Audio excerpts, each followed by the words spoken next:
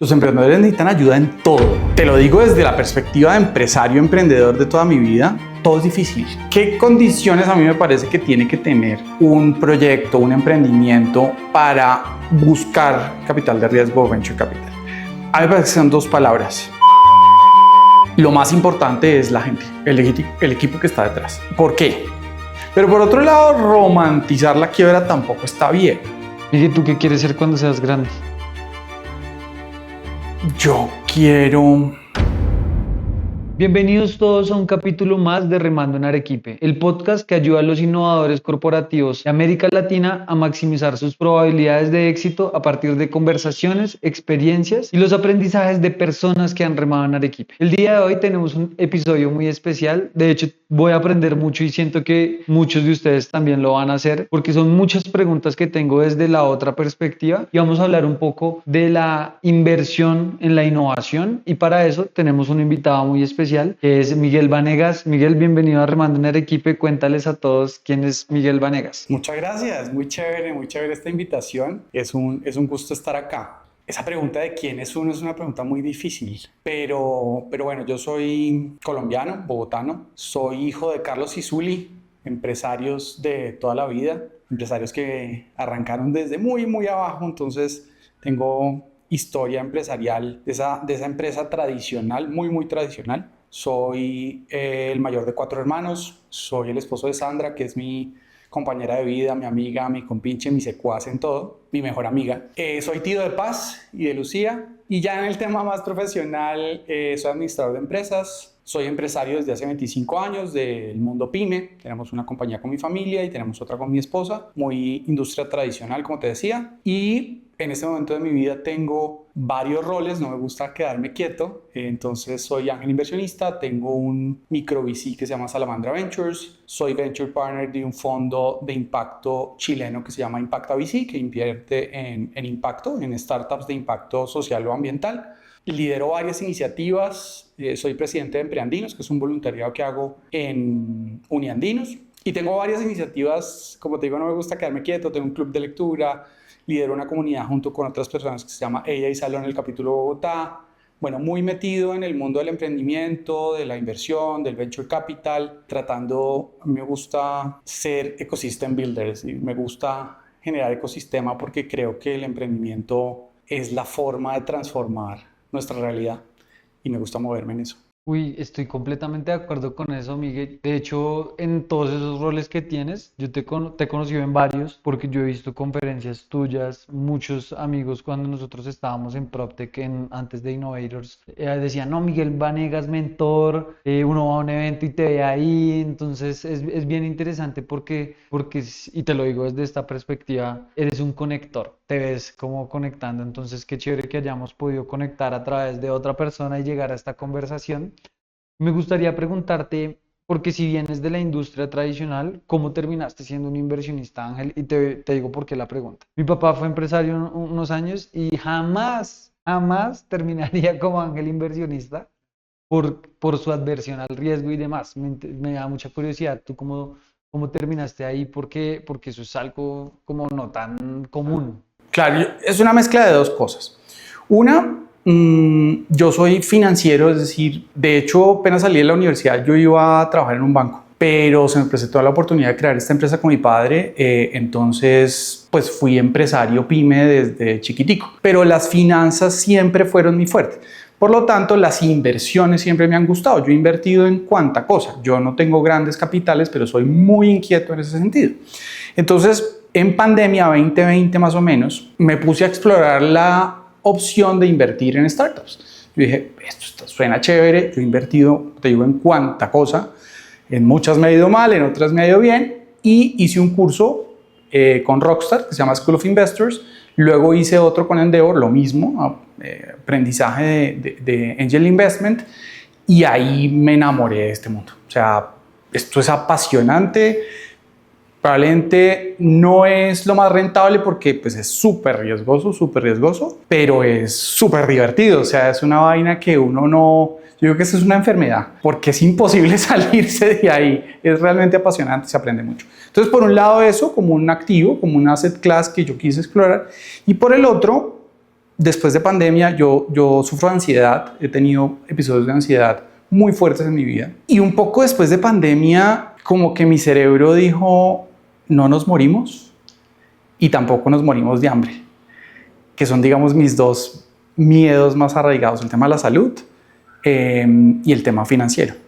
Entonces, de alguna forma, mi cerebro dijo como, no me morí, no me quedé viviendo bajo un puente, y de alguna forma empecé a decirle que sí a todo y a tratar de comerme el mundo. Entonces, se unieron un poco esas dos cosas. Lo primero que hice fue ser ángel inversionista, pero luego me certifiqué como mentor, luego se me presentó la oportunidad de ser profesor en la Universidad de los Andes, luego presidente de Empreandinos, luego mentor en varias aceleradoras, y así, y así, y así.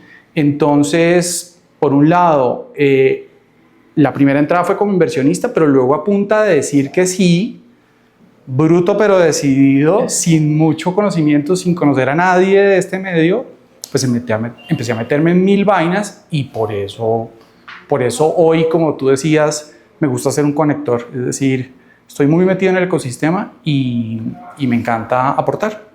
Miguel, cuando tú entras al mundo de ángel inversionista, ¿qué fue lo que te hizo enamorarte de eso que mencionas, que te hizo apasionarte tanto? ¿Cuál fue el componente que... Inicialmente yo entré a través de un vehículo que se llama un syndicate, que básicamente es, para que pues, la gente entienda de una manera muy sencilla, es hacer una vaca entre varios para invertir en una startup o en un fondo de inversión, ¿sí?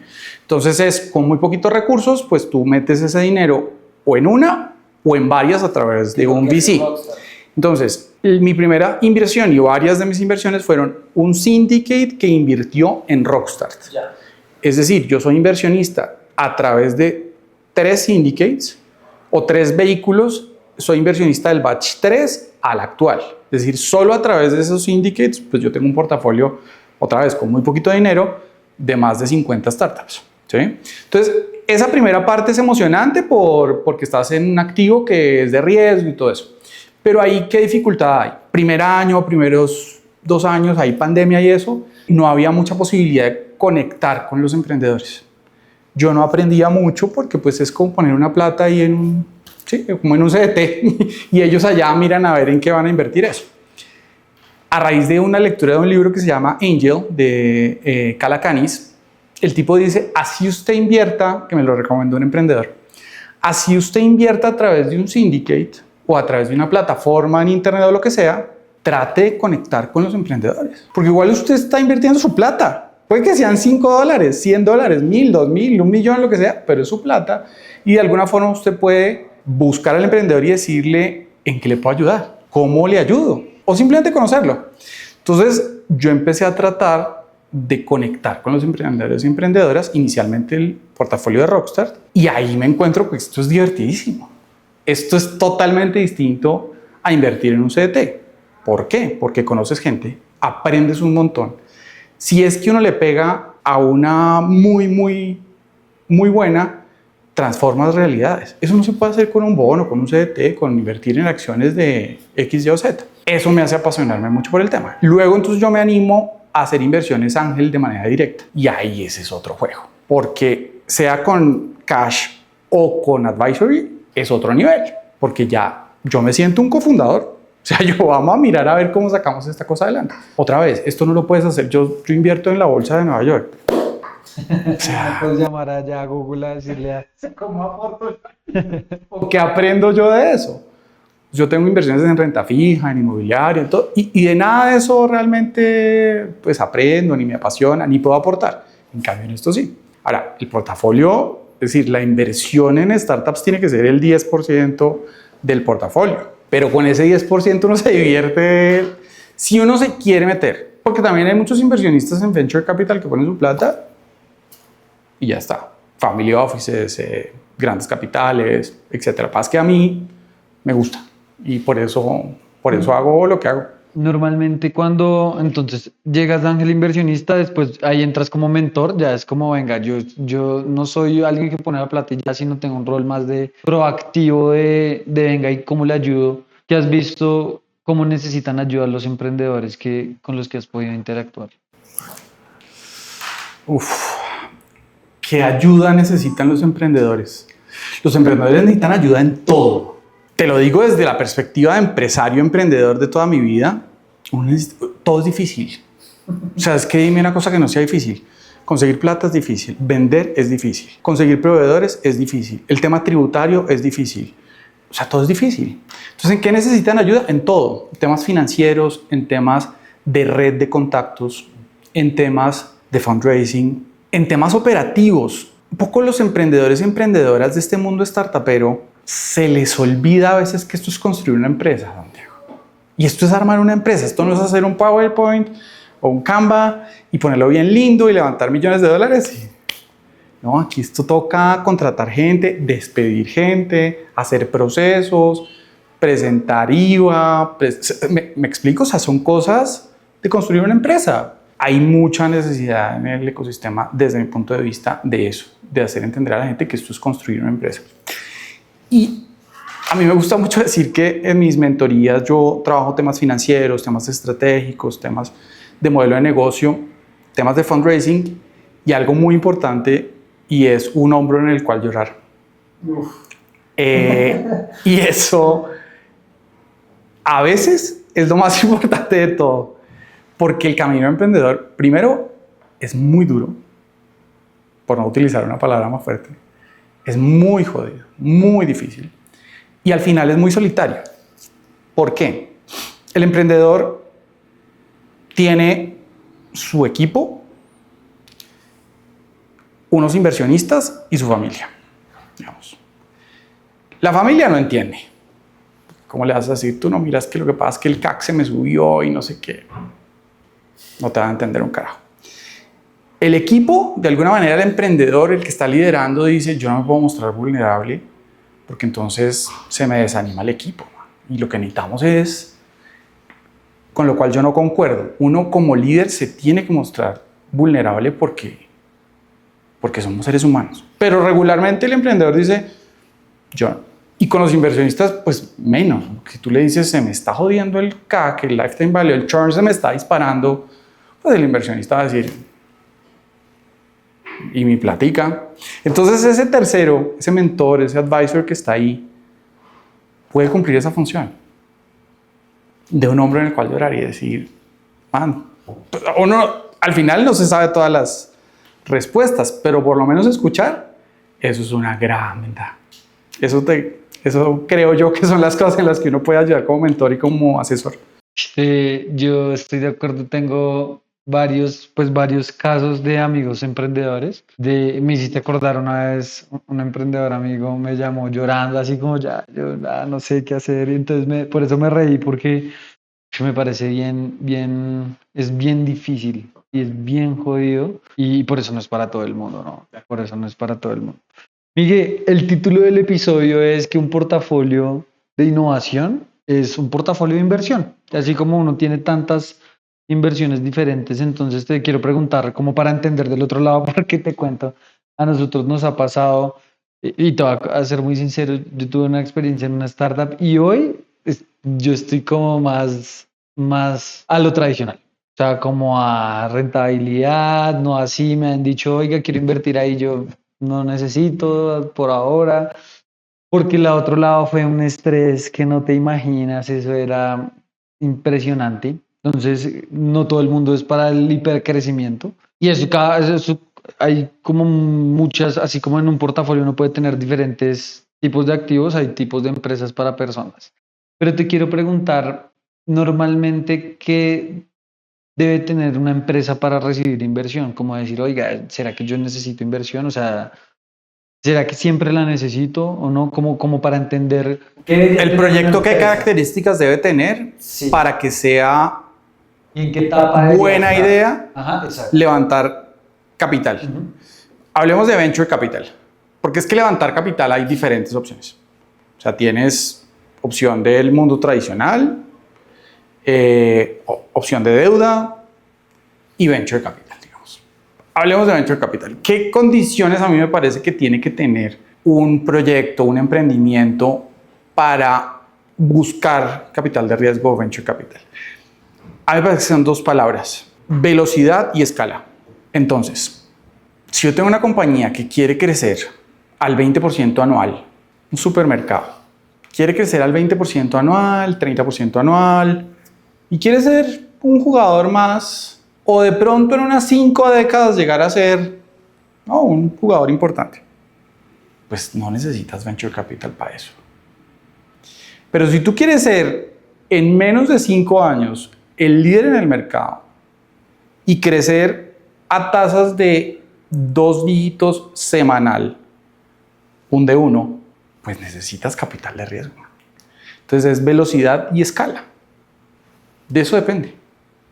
El proyecto puede ser de base tecnológica, pero si yo no quiero crecer a esa velocidad y no me quiero aguantar esa presión y no quiero ser el próximo Unimed, pues no busco capital de riesgo, porque el buscar capital de riesgo implica una presión muy fuerte. O sea, yo he visto, igual en el emprendimiento, sea tradicional, sea deuda, sea lo que sea, el tema de salud mental es muy heavy.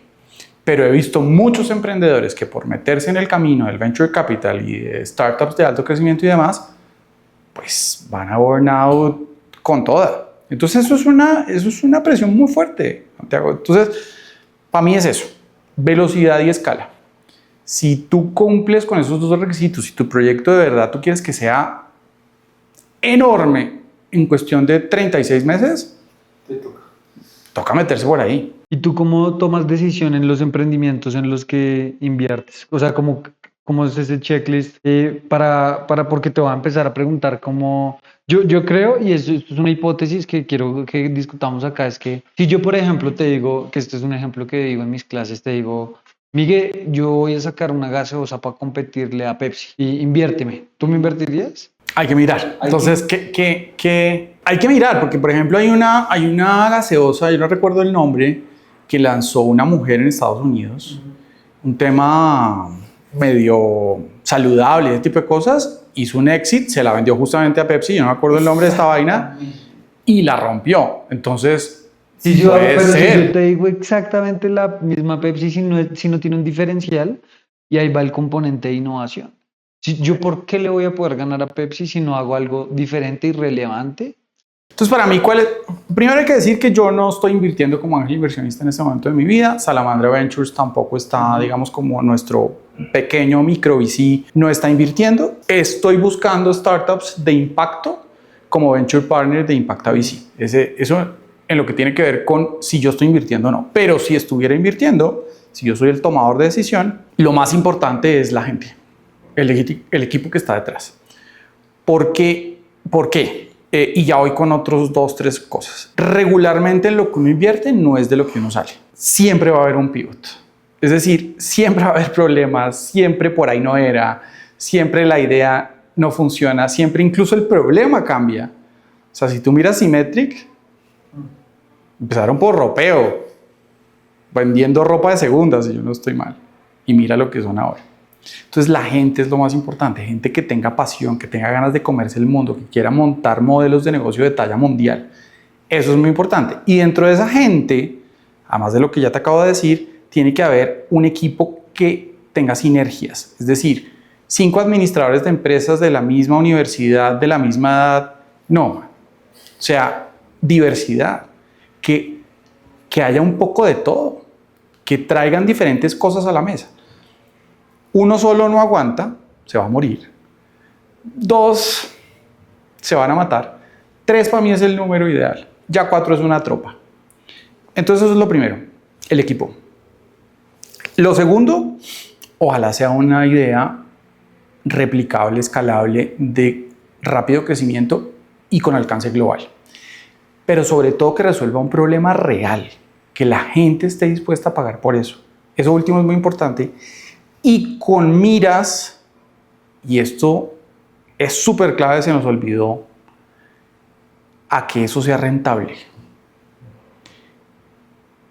Voy a tener 700 millones de usuarios. ¿Cuándo va a ser rentable? No sabemos. ¿Voy a tener 700 millones de usuarios? No. Por mi pasado pyme, uno en pyme no quema plata, porque si quema plata se murió. al siguiente día, ¿sí? Entonces, cuando yo empecé en esto, 2020 me decían, 2021 me decían, no, estamos quemando tanto. A mí me da gastritis esa vaina, porque yo digo, uno no quema plata, eso no se hace, ¿sí?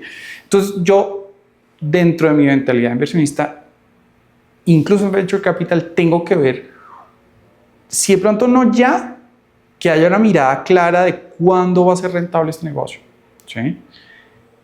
Y para eso tiene que haber márgenes importantes. Por ejemplo, el tema de los marketplaces que son intensivos en capital y que todos están quebrando y todo esto, para mí no es tanto, hombre, sí lo es, no es tan importante el tema de que sean intensivos en capital, sino que sus márgenes son muy chiquititos. O sea, un margen del 12, del 13, y sígale metiendo, y sígale metiendo, y sígale metiendo para que algún día ese 12-13% haga sentido, a mí no me da, ¿sí? Entonces, márgenes de rentabilidad, no intensivos en capital, escala global si se puede, ese tipo de cosas. Todo con miras a que sea rentable, porque al final, otra vez lo que estábamos hablando ahorita, son empresas, no son proyectos de PowerPoint, son empresas y en algún momento tienen que ser rentables para los inversionistas, para los fundadores, para los empleados, para todo el mundo. Que transformen realidades, ojalá, obviamente, pero sobre todo que sean rentables en algún momento de la vida.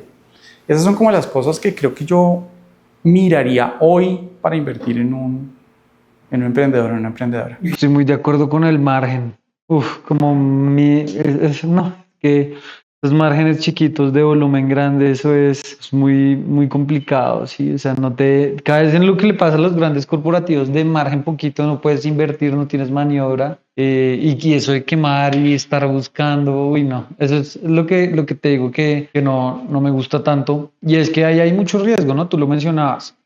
¿Cómo se mide el riesgo? Así como cuando uno, no sé, va a hacer una inversión de real estate que uno puede medir más o menos el riesgo. En este tipo de inversiones, ¿cómo se mide el riesgo? Porque al final con riesgo retorno, ¿no? Entonces, pero desde tu perspectiva, ¿eso es muy cuantitativo, es cualitativo, es la combinación de ambas? Cuéntame un poquito cómo es ese proceso. Un poco la teoría, el libro dice, uno tiene que apostarle a que todas las que va a invertir tienen el potencial de ser enormes.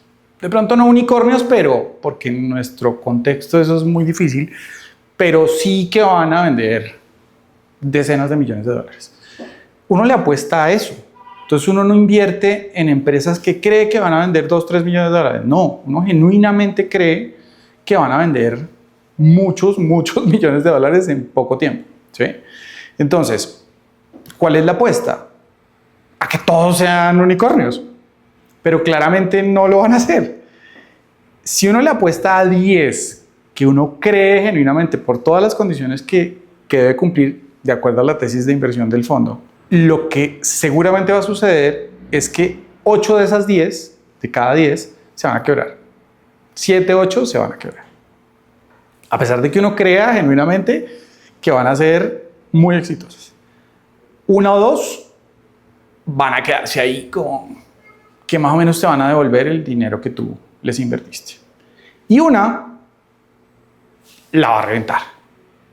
Sí cumplió con lo que prometía, pero esa una, incluso los fondos regularmente dejan un dinero para hacer un follow-on a esa una o a esas dos, que son las que la rompen. Con esa le da el retorno, porque esa una hace 30x, 100x, 1000x y le da el retorno al resto de las que se perdieron. ¿Me explico? Entonces, así se maneja el riesgo en Venture Capital. Ahora, desde la perspectiva del inversionista individual o del LP, que es el que invierte en el fondo, uno no puede dedicar, que te lo mencioné ahorita, uno no puede dedicar más del 10 o máximo 15% de su portafolio invertible, y ojo con esta parte, en Venture Capital. Porque lo más probable es que vas a perder esa plata. O sea, incluso de esas 10, lo más probable es que esas 10 se quiebren. ¿Sí? Uno tiene que entender esa vaina. ¿Qué es el portafolio invertible? Saca la casa, saca el carro, saca lo del mercado y lo que te queda, el 10%, lo puedes invertir en startups. ¿Sí? Por eso es que los syndicates, para gente como yo que no soy Sarmiento Angulo ni nada de esas cosas, los syndicates son vehículos muy interesantes, porque tú con muy poquita plata puedes invertir en muchas, entonces diversificas tu riesgo. De alguna manera esa es la estrategia de diversificar, o sea, como Atomizar ese riesgo. Atomizar mucho. La probabilidad de que se pierda el 100% del dinero es muy alta. Pero en una de esas le pegas a una y te da el retorno de ese 10%. Ahora, ¿qué pasa si pierdes ese 10%? Pucha, pues tienes el 90% en inmobiliario, en renta fija, en acciones en bolsa en Colombia, en acciones en bolsa en Estados Unidos, en euros. Hombre, no es grave que pierdas el 10%.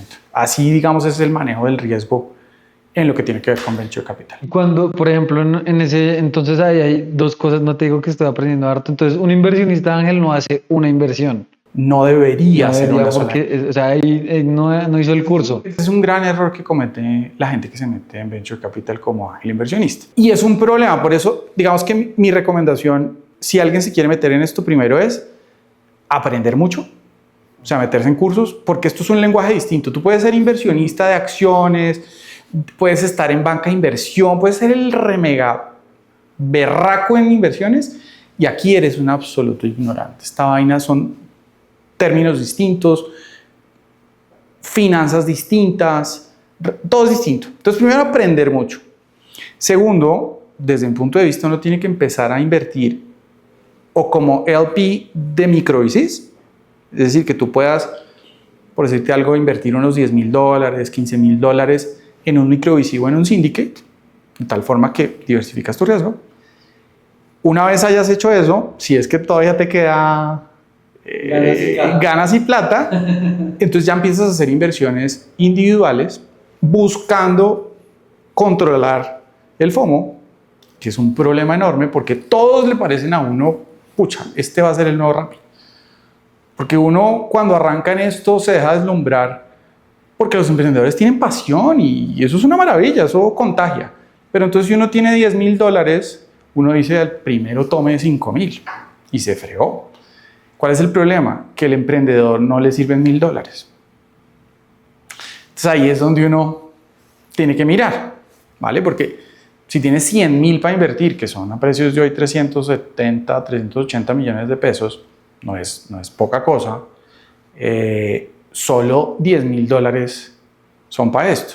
Entonces, ahí empieza un poco el juego. Pero digamos que tú tienes $20,000 para invertir en esto, porque tienes un buen recurso. Lo ideal es esos $20,000, como ángel inversionista, tratar de distribuirlos en un periodo de tiempo más o menos larguito, en unos 2 años. Y tratar de invertir en 10. Vaya usted y consiga 10 startups que le reciban $2,000. No está fácil, pero se logra. Te lo digo por experiencia, o sea, mis tickets son chiquiticos. Fueron chiquititos. Ya no estamos invirtiendo, porque ya mi esposa me dijo, ni una más. A dormir a la sala donde usted invierta en una más. Entonces, tal cual. No, por eso yo paré de invertir hace ya un par de años. Este año pasado hicimos una pequeña inversión nueva en una compañía, justamente temas de inteligencia artificial. Me pareció un equipazo y me parece que va muy bien. Y tuve una validación de un fondo de inversión que conozco que invirtió un dinero importante. Entonces yo dije, cumple como mis requisitos, vamos para adentro.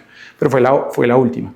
Entonces ese es el camino, Santiago. Primero syndicates, luego, si se quiere, ángel inversionista, pero después de haber visto muchas, pero muchas, y tratar de, si tienes 20,000, 30,000, esos 20,000, 30,000, lo que sea que tengas, distribuirlos en unos 2 años y tratar de invertir unas 10.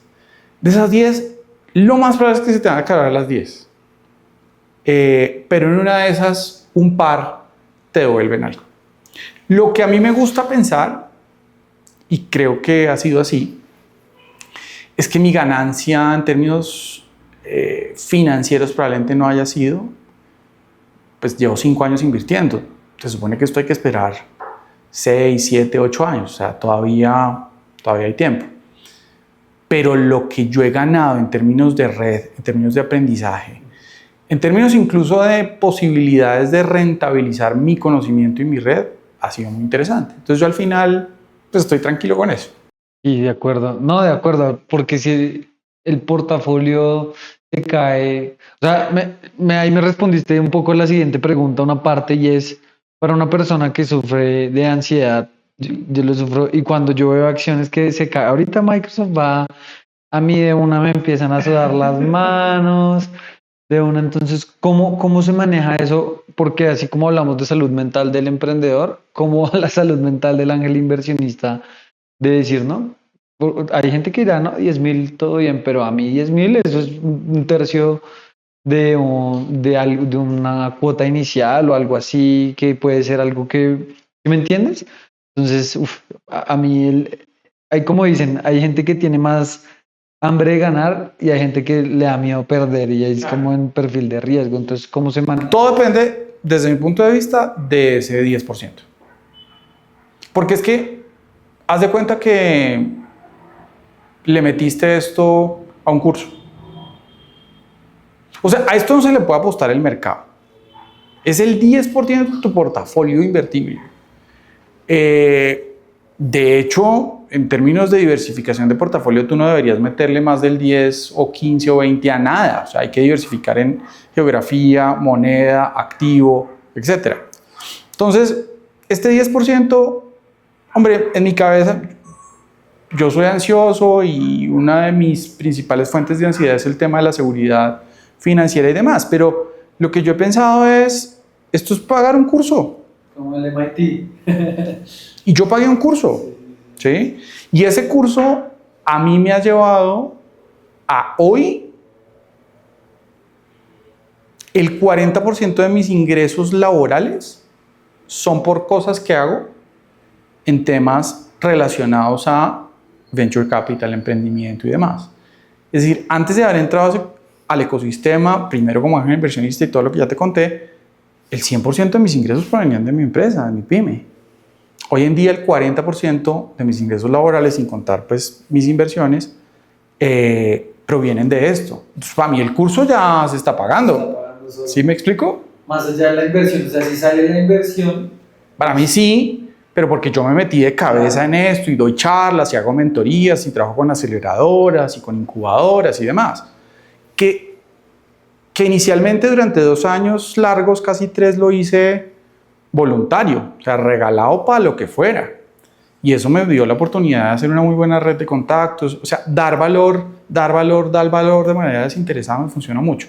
Pero hoy estoy tratando de recoger esos frutos y como te digo, para mí la manera de resolver ese tema ansioso de perder ese dinero es, yo pagué un curso.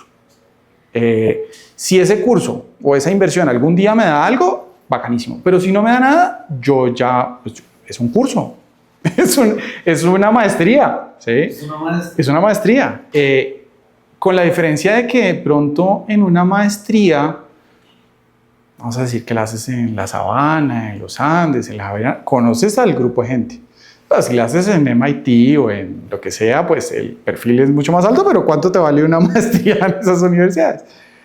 Aquí yo, gracias a la vida, a mi esfuerzo, a todo lo que he hecho, yo no me quedé con un grupo de 10, 20 personas que conocí en un curso. Yo conozco mucha gente en el ecosistema, mucha gente, y quiero mucha gente y tengo amigos cercanos y mucha gente, digamos, me conoce y sé que están ahí para cualquier ayuda, para cualquier negocio, para cualquier proyecto. Eso me ha traído trabajar en este ecosistema. Entonces, primero eso, que sea solo el 10%, eso me da tranquilidad, o sea, no, de eso no depende el mercado. Y segundo, es una inversión más que financiera, pero porque yo soy muy activo, es una inversión como si hubiera pagado una especialización, una maestría. Y algo relacional, sí, o sea, como que literalmente hay mucha gente que te conoce lo que dices, del otro lado, como no, Miguel, y ahí estábamos el otro día, me iba a tomar un café con los de Spivey, entonces, y todo el mundo se conoce y eso también es, pues para innovar se necesita eso. Te quiero preguntar, Miguel, ¿cómo ve un inversionista la innovación? ¿Qué es para ti la innovación? Yo te respondería, no como inversionista. Innovar se puede en muchas cosas, en el producto, en el servicio, pero también en procesos, en marketing, en canales, en un montón de cosas. Y innovar es hacer algo diferente. O sea, hay un montón de definiciones. Pero para mí, específicamente, y por lo que he venido viviendo en los últimos 5 años de mi vida, innovar es ejecutar, es actuar. Yo creo que en gran parte el éxito, si se quiere llamar así, de por qué yo hago tantas cosas y me alcanza el día no sé cómo, para hacer tantas cosas, es porque de alguna forma yo no sufro de lo que sufrimos un poco los colombianos de decir, oiga, hagamos tal negocio. Sí, sí, sí, lo hablamos. ¿Sí? O tomemos un cafecito. Sí, sí, sí, yo lo llamo. ¿Sí? Yo ejecuto. Si a mí algo me gusta, si algo me parece chévere, si tú me dices ahorita, oye, tú no tienes el dato del de Spivey, que yo saco el celular y le escribo a este man, le digo, oye, mira que este loco quiere hablar contigo. Entonces yo ejecuto de una. Para mí la innovación en lo personal es eso. Porque muchas veces nos quedamos pensándola. La parálisis por análisis es una enfermedad en nuestro país. Nosotros queremos que todo sea perfecto, que todo sea maravilloso para empezar a hacer un proyecto. Como te decía ahorita, mi esposa me regaña cada vez que yo digo esto, pero bruto pero decidido. O sea, mandémonos. Y eso muchas veces me ha traído muchas lágrimas y mucho dolor y mucho sufrimiento porque me meto en cosas que después digo, miércoles, esto me sobrepasa. Afortunadamente ya no soy tan loco, ya no me meto en cosas como tan difíciles de manejar.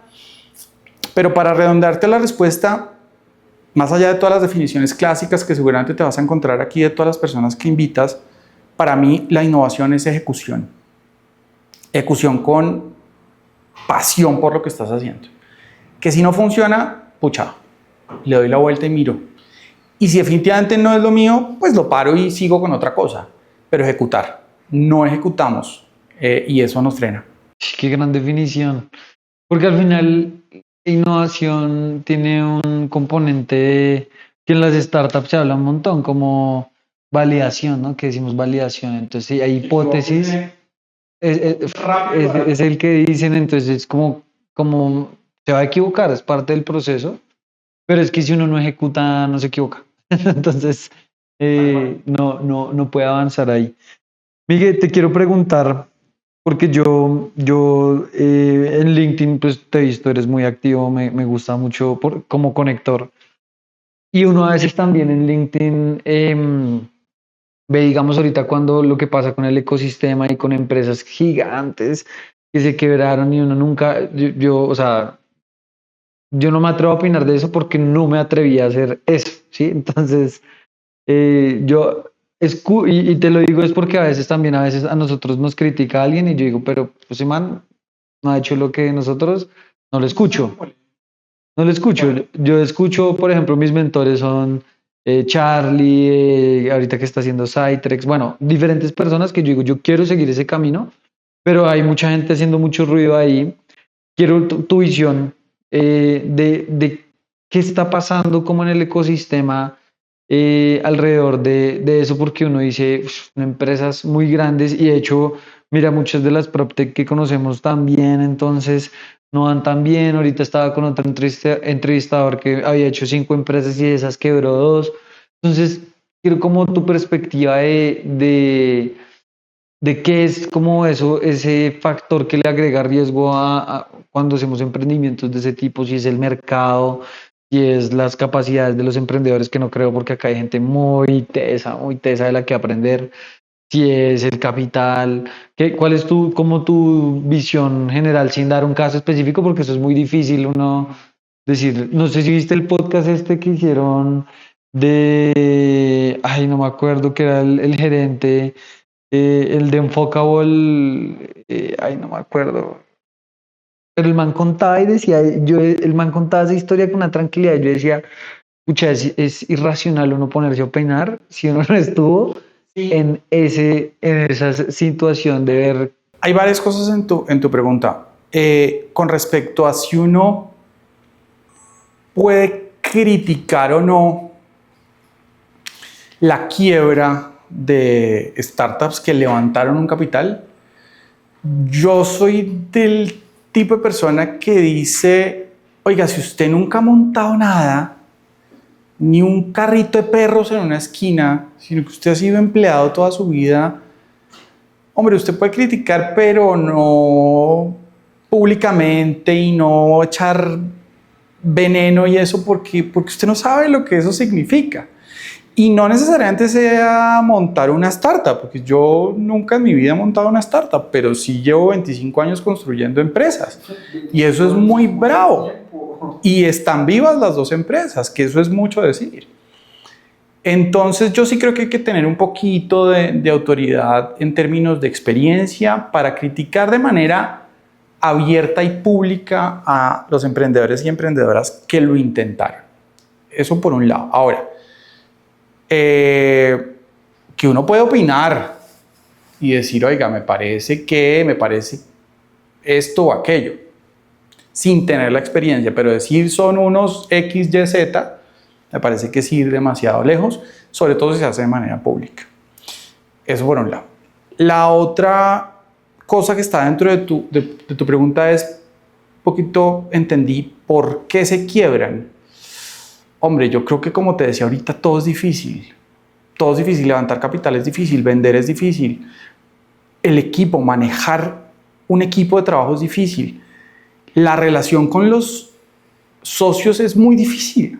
La mayoría, creo que Rockstar sacó un estudio de eso, la mayoría de startups se quiebran por problemas entre socios. Si uno mira, digamos, el total de las startups que se quiebran, la mayoría, si yo no estoy mal, es por problemas entre socios. Otro gran porcentaje es por falta de capital. Ahora, una visión tienen los inversionistas y otra visión tiene el emprendedor. Muchas veces ese factor de es que nos faltó capital, sobre todo lo dicen los emprendedores, los inversionistas no lo dicen. Pero dificultades en encontrar el product market fit, dificultades con el equipo, dificultades con los socios, bueno, todo es difícil, hombre. Yo honestamente no creo que haya una forma de determinar o decir, mire, todas se están quebrando o la mayoría se están quebrando por esto. Yo lo que creo es un poquito lo que decía ahorita y es no tener, pero es una hipótesis súper personal. Yo no te voy a dar un estudio que lo sustente. Pero yo sí creo que hay dos problemas muy, muy importantes. El tema de los cofundadores, o sea, que haya líos entre el equipo. Por eso te decía que para mí el equipo es lo más importante. Y lo segundo, un camino claro a la rentabilidad. O sea, que en el panorama no se vea ni en los próximos 3 siglos que esa vaina va a dar plata. Entonces tú miras los grandes que se han estado quedando ahorita. Parece que justo en México les metieron $100 millones, leí esta mañana. Entonces parece que se va a salvar. Pero lo que yo intuyo es que hay temas de margen. Hay temas de márgenes muy chiquitos que terminan por reventar a las empresas. Y creo yo que de fondo está que se olvida que esto es empresas. Y una empresa tiene que dar plata.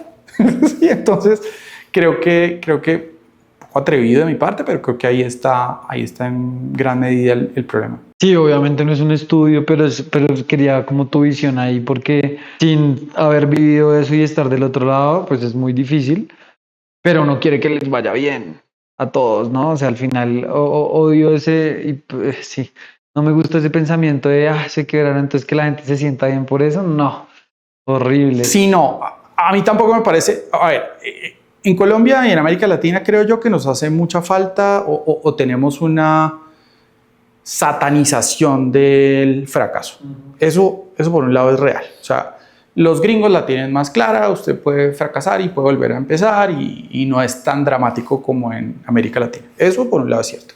Pero por otro lado, romantizar la quiebra tampoco está bien. O sea, se perdió capital, se perdió estructura empresarial, se perdió un esfuerzo. O sea, es un problema, es complicado, ¿cierto? Entonces, ni mucho para acá, ni tanto que queme el santo, ni tanto que no lo alumbre. Ni satanicemos el fracaso, pero tampoco lo romanticemos y tampoco digamos que es una red contra maravilla. No, o sea, cuando alguien se presenta y dice, yo soy la maravilla porque he tenido 5 quiebras, yo digo, no, tampoco. Eso no está bien. A mí me parece que no está bien romantizar el fracaso.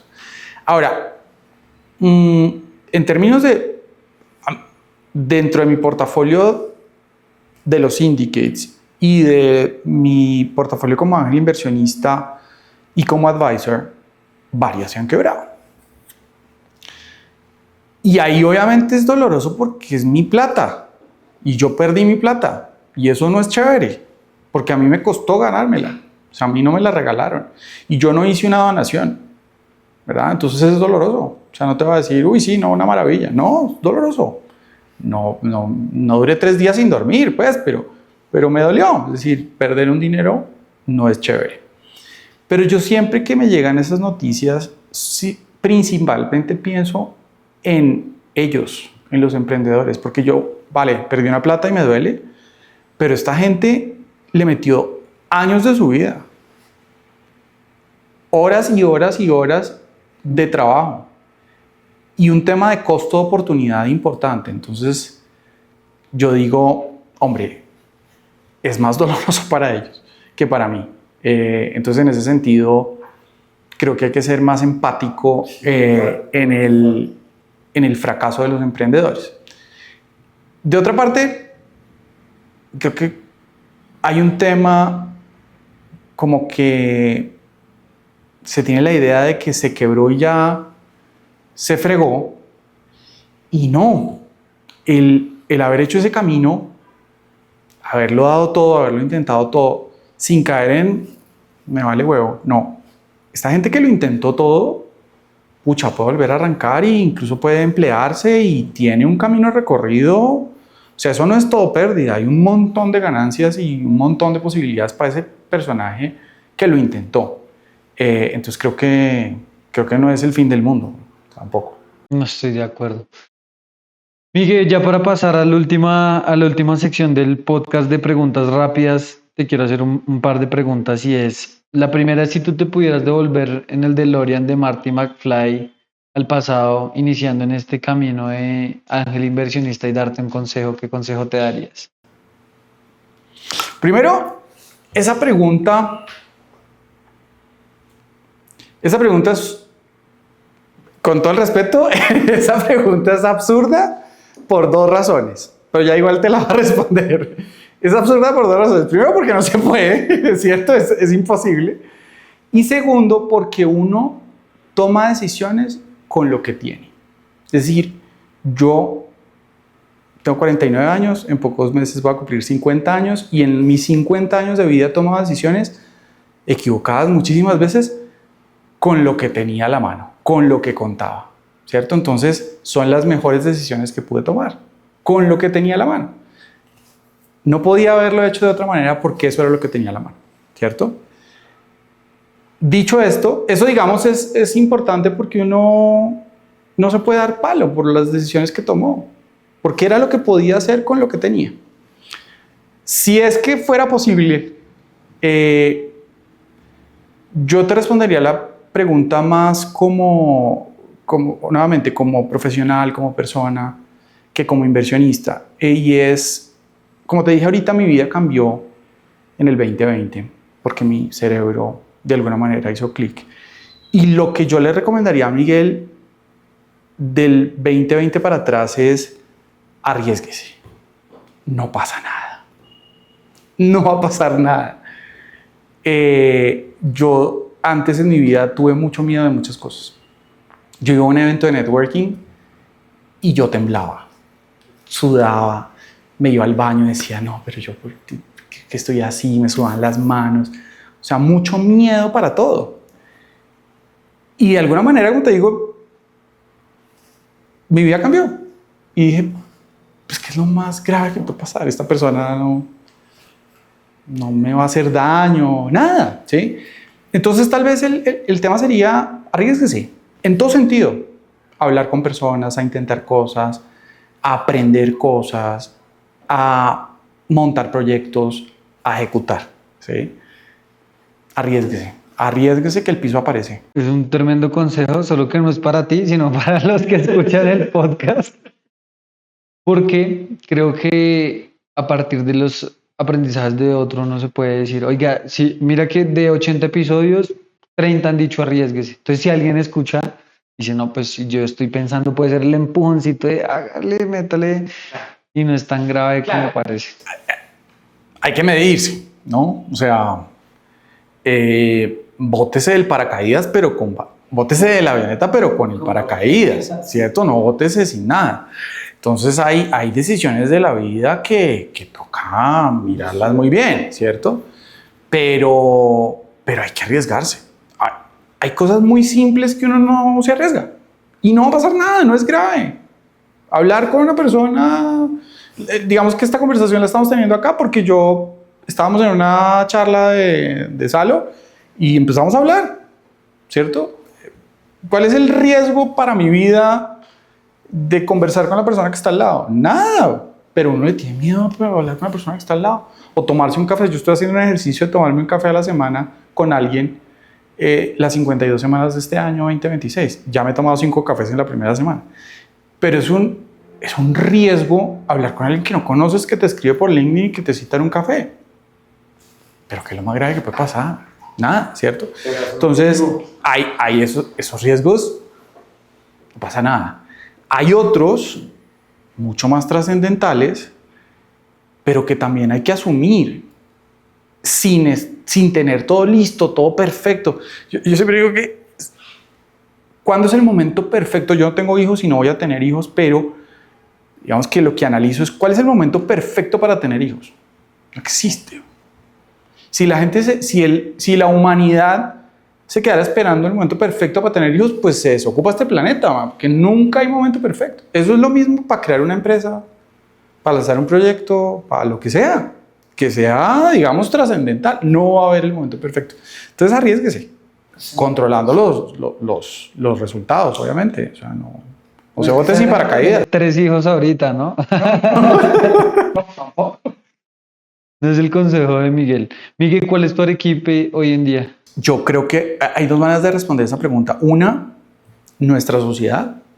A partir del podcast que hiciste con Juan David Aristizábal, yo comenté ahí en LinkedIn un tema y es que como sociedad tenemos un problema de confianza. No nos tenemos confianza. Nuestra sociedad no avanza rápidamente porque no confiamos en uno en el otro. No confiamos en el gobierno, no confiamos en el Estado, no confiamos en las empresas, no confiamos en nadie. O sea, Colombia es un país en el que, como no hay confianza, con cosas tan simples como que compras en un supermercado algo y en la puerta te están pidiendo la factura para ver si tú sí te robaste eso o no. Todo eso ralentiza enormemente nuestra economía. Entonces creo que esa es la remada en Arequipe más brava que tenemos como país. Y en lo personal, el tema de mi ansiedad. Luchar con una condición mental es difícil, es muy difícil. Afortunadamente en los últimos años de mi vida lo he logrado resolver, pero siempre está ahí, porque es un tema que me ha traído grandes cosas también, pero es una remada fuerte. Es una remada fuerte y yo lo hablo abiertamente. Mucha gente no habla de esto, lo ven como un tabú, lo ven como algo que pues el resto del mundo va a decir, no, esto está de manicomio. Hombre, yo creo que hay que visibilizar esos problemas porque todos los tenemos. Yo he leído mucho sobre esto y un gran porcentaje de la población mundial sufre de ansiedad, depresión o otras condiciones mentales. Un gran porcentaje. Entonces, ¿por qué no visibilizamos esta vaina? Y esto nos cuesta, a los que sufrimos ese tipo de condiciones nos cuesta. Esa es tal vez la más berraca, pero ahí la estoy piloteando. Ese es un Arequipe fuerte. Así como uno va al gimnasio, corre, es entrenar la mente también. Y creo que todo el mundo lo debería hacer. Por lo menos yo lo hago semanalmente, hago terapia. Miguel, ¿tú qué quieres ser cuando seas grande? Yo quiero...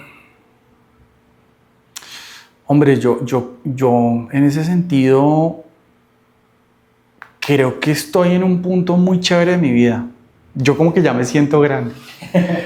Estoy en un punto en que hago las cosas porque me gusta. Estoy en un punto de eterno aprendizaje. Estoy en un punto de dar valor, de pasármela bien, de disfrutar. de la vida, de arriesgarme a hacer cosas, pero de disfrutar de la vida. Pero lo que quiero ser siempre es una mejor versión de mí mismo. Uno es un ser en construcción, nuevamente un eterno aprendiz. Entonces, cuando sea grande, mañana, en un mes o cuando sea, quiero siempre ser una mejor versión de mí mismo. Eso es lo que quiero ser. Y mencionaste que tenías un club de lectura. Acá estamos haciendo una lista de lectura de gente chévere que ha pasado por este podcast. Cuéntanos un libro que todo innovador debería leer, que sea de emprendimiento e innovación o no. Un libro que te digas, "Uy, este libro me encantó". Hay un problema porque son muchos. Eh, sí, yo tengo un club de lectura de emprendimiento. El año pasado leímos 10 libros. Mi plan es que leamos 12 libros este año. Digamos, te puedo responder en varios sentidos. El mejor libro que leímos en el club de lectura el año pasado fue Grit, librazo, maravilloso, me encantó. El segundo y tercero podrían ser Mide lo que importa, muy bueno, y Amplitud, que es un poquito contradictorio con Grit, pero es maravilloso también. Esos son como mis top 3 del club de lectura el año pasado. En temas de emprendimiento, a mí me gusta mucho Shoe Dog, es un librazo, nunca te pares. Me encanta, me encanta. Eso es, digamos, emprendimiento general. Emprendimiento pyme, hay un libro que me leí hace muchos años que se llama The E-Myth, el mito del emprendedor. Ese es muy pyme, muy de procesos, pero es muy bueno, muy interesante.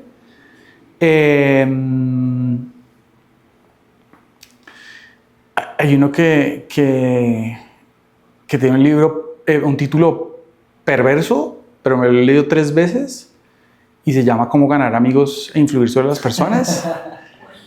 Es un librazo. Lo leímos el año pasado en el club de lectura y hubo gente que le dio una mirada distinta, incluso crítica, diciendo que era un libro manipulador, y me puso a pensar mucho. Esta era la tercera vez que lo leía. Entonces me puso a pensar mucho. Con todo y eso, me parece que es uno de los mejores libros que uno puede leer para emprender y para todo. Es un libro transformador. Eso en términos de emprendimiento, negocios, creo que no se me escapa ninguno. De finanzas tengo varios más, pero pues no es el caso. Y para hablar de temas de ansiedad, el año pasado el mejor que me leí, que no fuera de emprendimiento y negocios, se llama El mapa de la ansiedad. Muy bueno, muy interesante para las personas que tenemos esta condición, que sufrimos de episodios de ansiedad, ataques de pánico, cosas de ese estilo. Ansiedad generalizada es un muy buen libro, ayuda a entender muchísimo la condición y cómo un poquito tratar de transitarla y vivir con ella. Miguel, nos diste toda una lista para un club de lectura. Nosotros te tenemos un regalo desde Innovators. Nosotros en nuestros entrenamientos los premios son libros, me parece que es el mejor regalo, y por regalarnos tu tiempo, este libro de Morgan Housel, como inversionista me parece, yo me lo leí y me gustó mucho. Espero que lo disfrutes y agradecerte por estar acá, Miguel, por compartir con la comunidad de Innovators. Yo creo que estamos armando desde la visión del inversionista, del emprendedor, del innovador corporativo, desde el CFO, todo alrededor de innovación, porque estamos completamente obsesionados con que este país pueda ser más innovador, más desarrollo, más bienestar, y eso es como por lo que trabajamos cada día. Entonces, muchas gracias por estar acá, Miguel. Seguro seguiremos sumando para multiplicar, estoy seguro, ¿sí? Y Innovators también es tu comunidad, entonces sé que les va a encantar este episodio a todos, y ahí lo tienen, un episodio más de Remando en Arequipe.